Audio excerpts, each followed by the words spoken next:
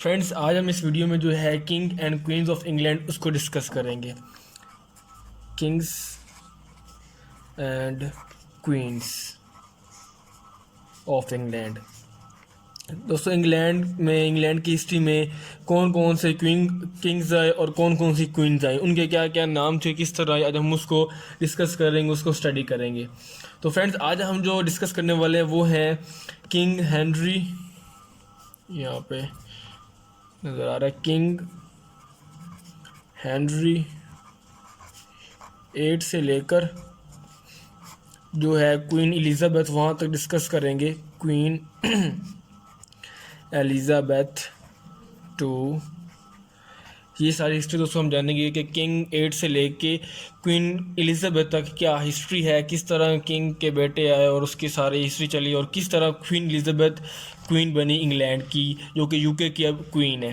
तो दोस्तों, आज हम इस वीडियो में इसको डिस्कस करेंगे और इसमें ये भी देखेंगे कि क्वीन एलिज़ाबेथ के बाद कौन जो है नेक्स्ट किंग या क्वीन आएगा। तो नेक्स्ट जो है किंग, उसको भी देखेंगे, उसको भी हम देखेंगे कौन जो है नेक्स्ट किंग बन सकता है। तो फ्रेंड्स, आज हमारी वीडियो में हम इसको डिस्कस करेंगे, इसकी हिस्ट्री देखेंगे, इंग्लिश हिस्ट्री, कि किस तरह किंग आए और किस तरह क्वीन एलिज़ाबेथ आई। तो फ्रेंड्स, इसमें अगर हम देखें तो फ्रेंड्स इसकी हिस्ट्री देखी जाए तो हम स्टार्ट करेंगे किंग हेनरी 8 से।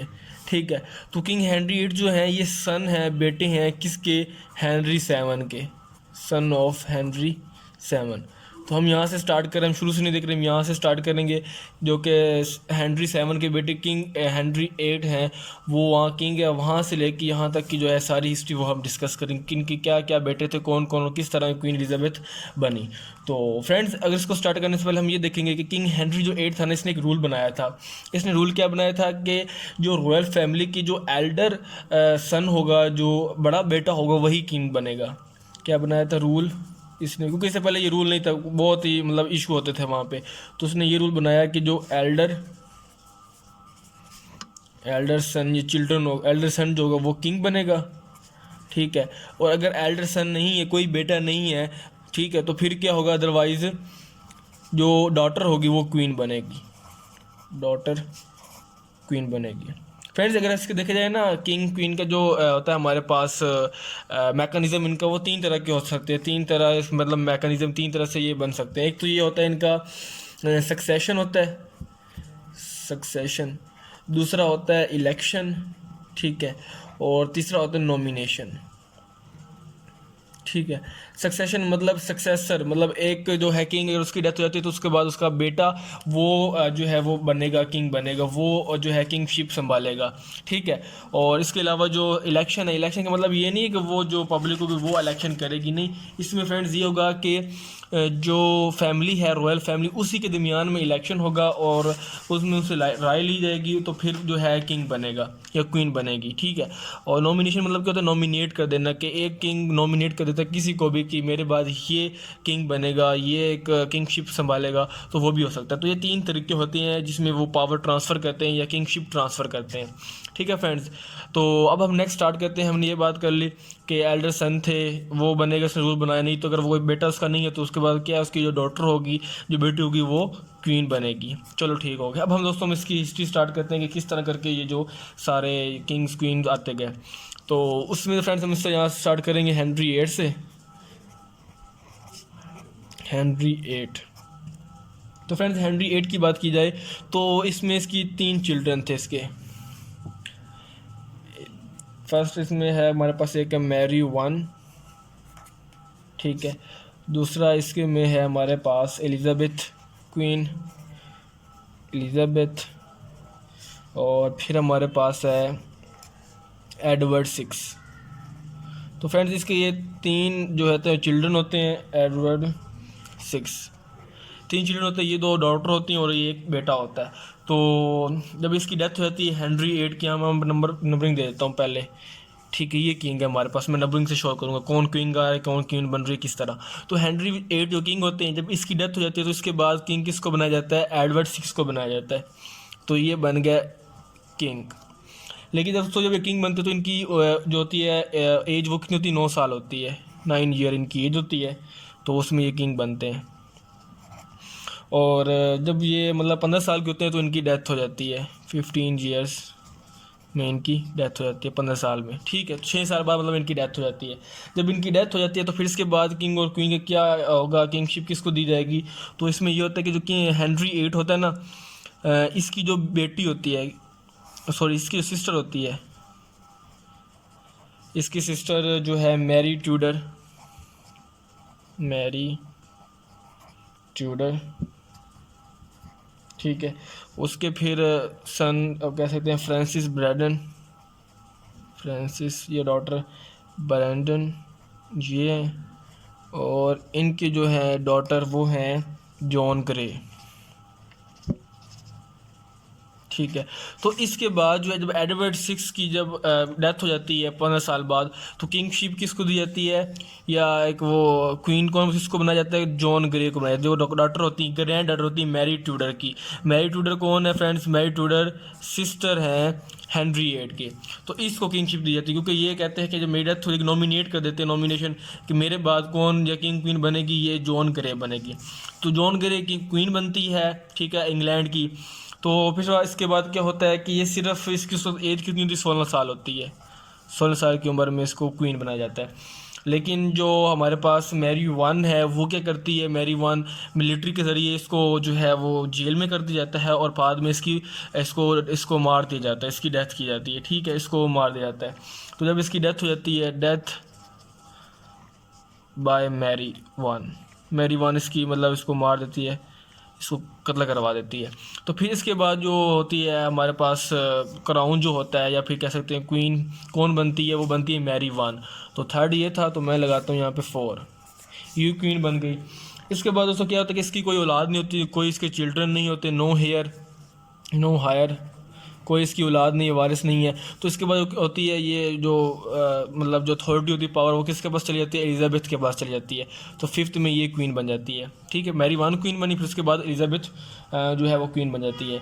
मज़े की बात यह है कि इनकी भी कोई हायर नहीं होती, कोई इनके वारिस वगैरह बच्चे वगैरह नहीं होते। तो इसके बाद जो है इनकी मतलब ये ख़त्म हो जाती है। जब इनकी डेथ हो जाती है तो फिर अब सोचा जाता है कि अब किसको नेक्स्ट या किंग या क्वीन बनाया जाए। तो यहाँ तक तो इनकी कोई औलाद है ही नहीं, ना कोई इनकी जो है वो सक्सेसर है।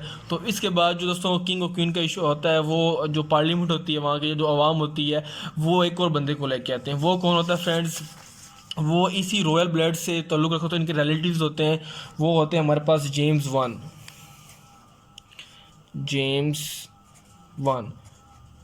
Of England, James 1 of England, जो कि 6 किंग थे। जेम्स 6 को इसको कहा जाता है ऑफ स्कॉटलैंड के जो उस वक्त जो थे किंग थे। तो फ्रेंड्स इनको जो है पार्लियामेंट जो पब्लिक होती है वो लेके आती है, क्योंकि ये उनमें रॉयल फैमिली का ब्लड होता है, रॉयल ब्लड होता है।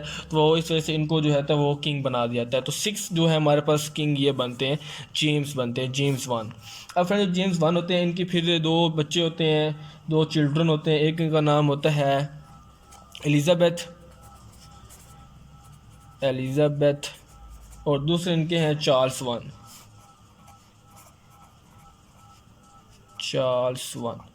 ठीक है।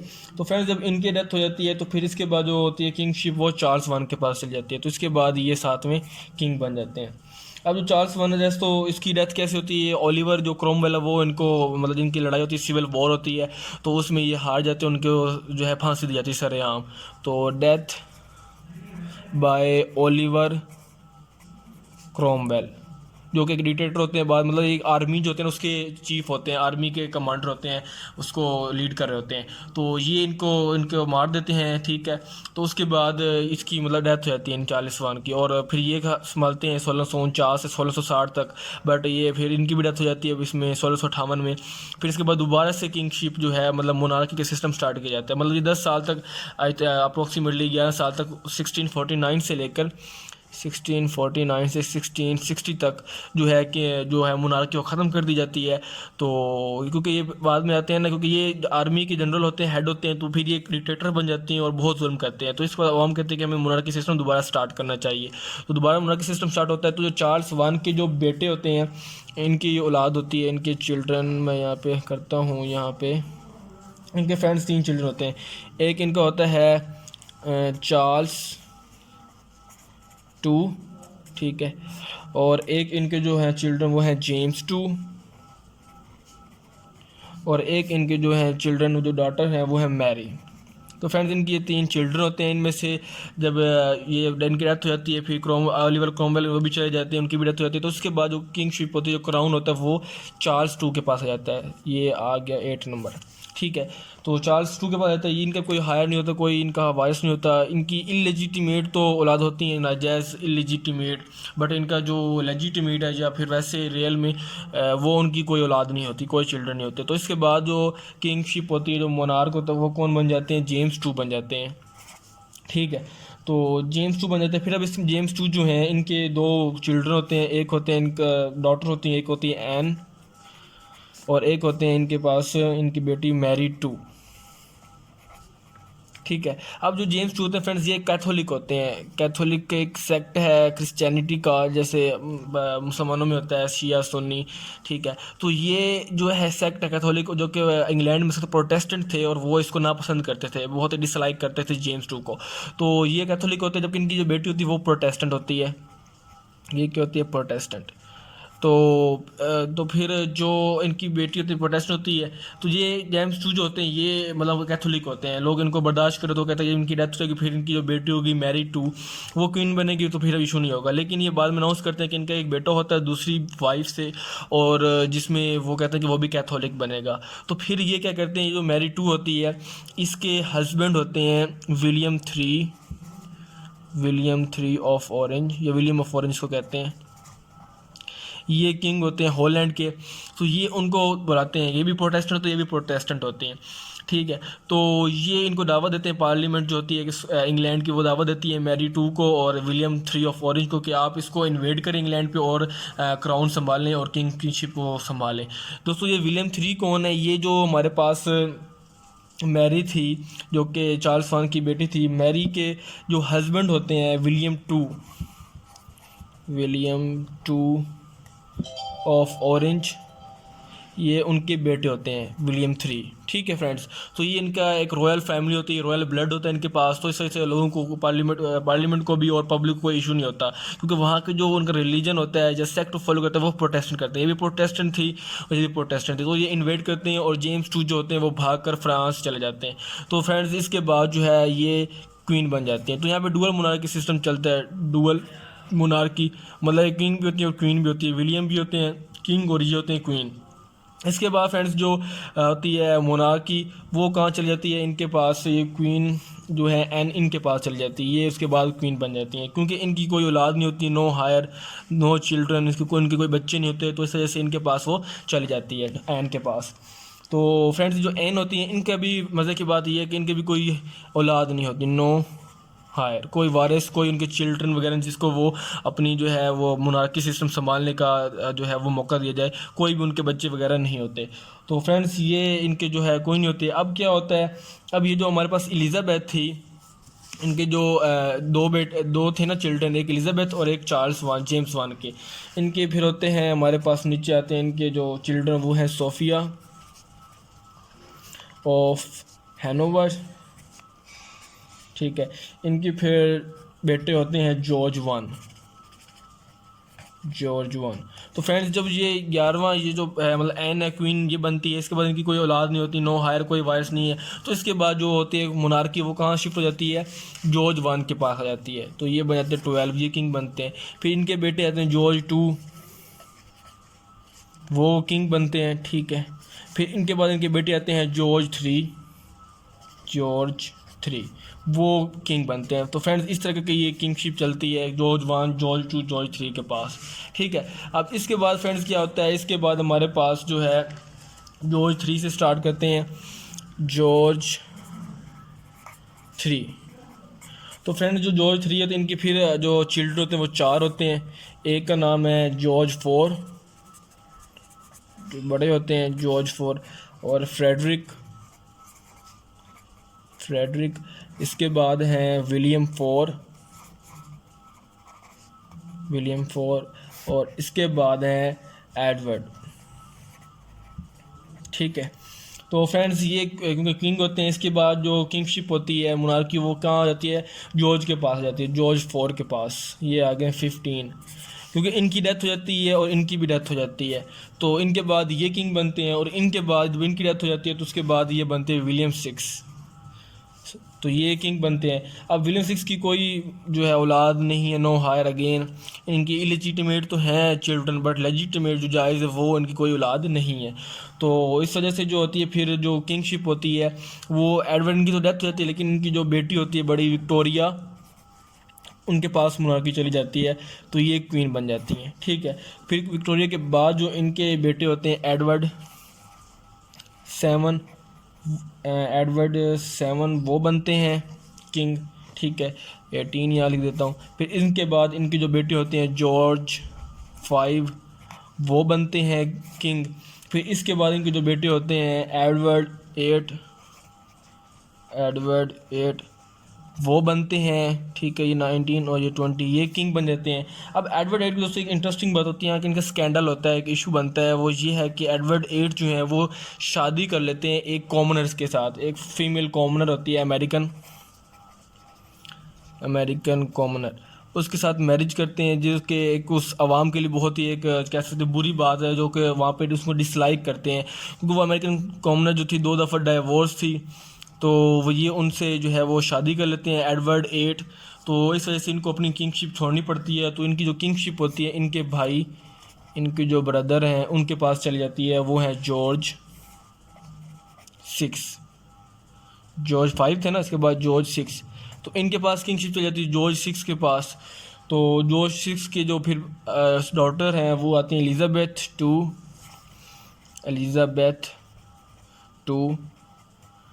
तो ये आज भी दोस्तों जो एलिज़ाबेथ 2 है इंग्लैंड यूके की जो है फ्रेंड्स, वो क्वीन है, अभी भी सबसे ज़्यादा रूल इन्होंने किया है, इनकी बहुत एज हो चुकी है, सबसे पूरी हिस्ट्री में सबसे ज़्यादा जो रूल देखें तो सबसे ज़्यादा रूल ये एलिज़ाबेथ ने किया है, एलिज़ाबेथ 2 क्वीन ने, और ये अभी भी रूल कर रही हैं। इनके बाद फ्रेंड्स जो होगा, जो रूल करेगा वो होंगे प्रिंस चार्ल्स।